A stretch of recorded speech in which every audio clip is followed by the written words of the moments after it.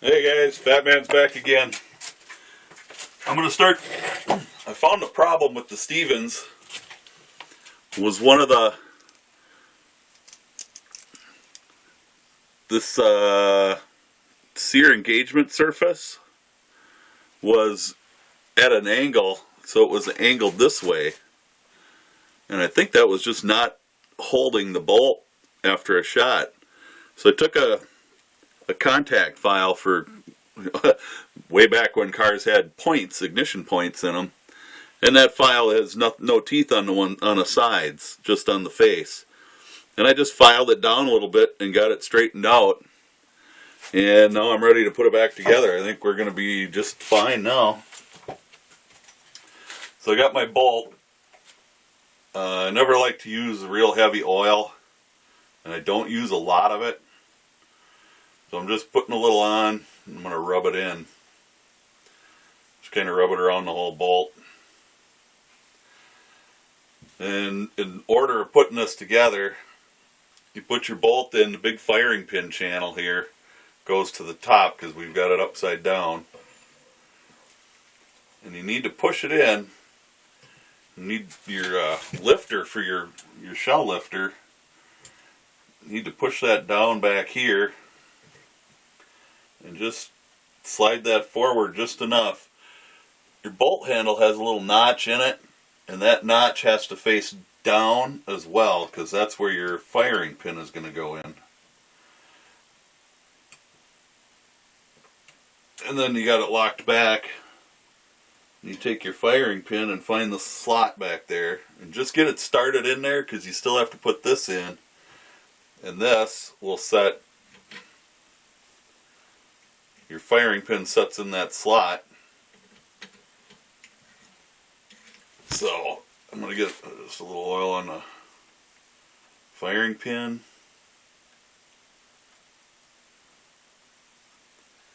Doesn't take a lot of oil on these things. This particular one likes to run kind of dry. But you got to have something in there. The spring, your return spring, is a double spring. Because of the way it acts with the bolt. So we'll stick the firing pin in.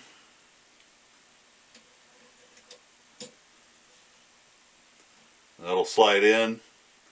And then this groove here in this piece goes over the back of the firing pin. And you can just slide it in, release your bolt, and let it go home all the way. And then we put our cap back on. That just screws in. They'll screw it in, and this one doesn't quite line up, so you just got to back it off a tad. And then we take a few drops of oil right in the trigger group here on the moving parts. But we don't want, we don't want a ton.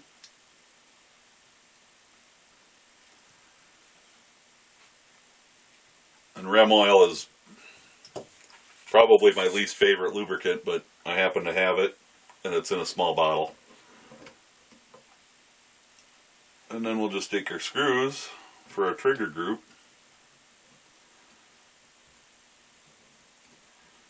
And we'll just start the front one in. And there's a little bit of spring tension on this. So you got to get the back one. They're really short screws. And you just got to get the back one in there and get it started. And the back one, as long as you keep holding this down, you can screw it almost all the way down. And take your screwdriver at the weird angle that you have to be. I'm sure there's a better way to do this, but I don't know it. And then this way works. Just not as well as you'd like it to.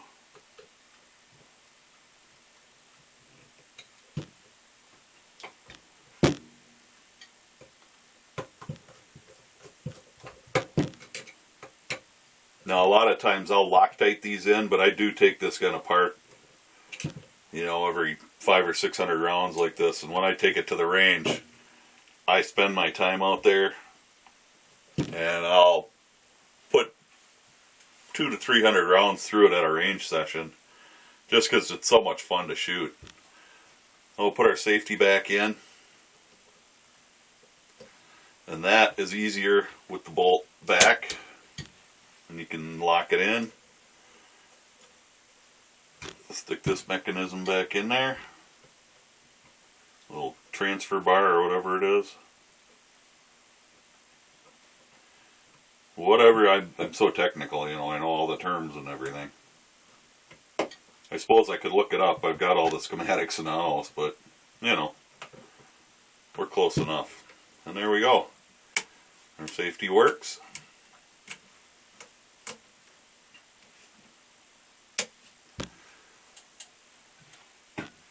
Set her back in the stock.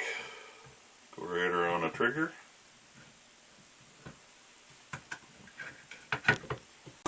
Slip it down there. Sorry about that. I'm always pretty good at bumping stuff when it gets on my bench. I must not be quite lined up with the hole. There we go.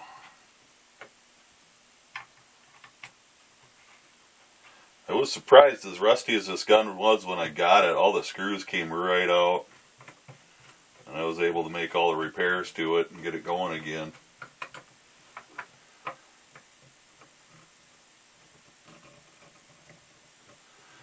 There we go. I'm going to try to find a sling stud to go in here, and then I'll drill the stock back here for another one. We're going to be using this for squirrel hunting next fall, and I don't know. Debating on putting a scope on it. I think I'm going to try to find a rimfire scope for it, just because they're made for the smaller 3/8 dovetail. Or I'm going to find just some better scope rings. I've got a scope or two laying around here. Got some red dots. So we'll see. Maybe the scope that's on the Daisy now will come onto here. Or the scope that's on my Mosin, because I'm going to take that apart again and redo some stuff with the scope on there. But as it stands, these are magazines all back together.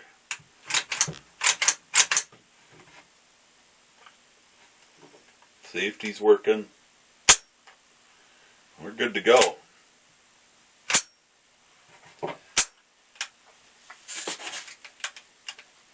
So, there you have it. That's the Stevens987. There really isn't a whole lot to it. It's a reasonably accurate gun. I can keep them, I don't know, probably 1-inch groups thereabouts at 50 yards, which is pretty acceptable to me. I don't usually get any shots at squirrels more than 50 yards. As long as I can get a clear shot and they ain't moving too much. If I find that they're moving a lot, we go out and we grab the 12 gauge and start going after them with that. But that's it for the 987.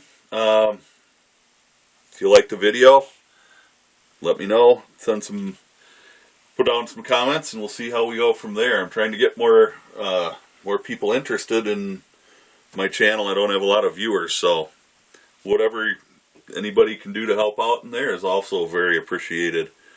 Got a few other projects. I've got a post that I have to cut in half for my wife, and it needs to be able to screw back together. So I have some components here for that. And I'll show you how I'm going to center my holes. And when it's done, it'll all screw back together. Just like that. And we'll be ready to cook with that. So we'll see what we can do about getting that together. I may not use the stud that's in here. I might just take a piece of all thread and use that. But I guess that's about it for now. Have yourselves a great time and stay safe. Thanks.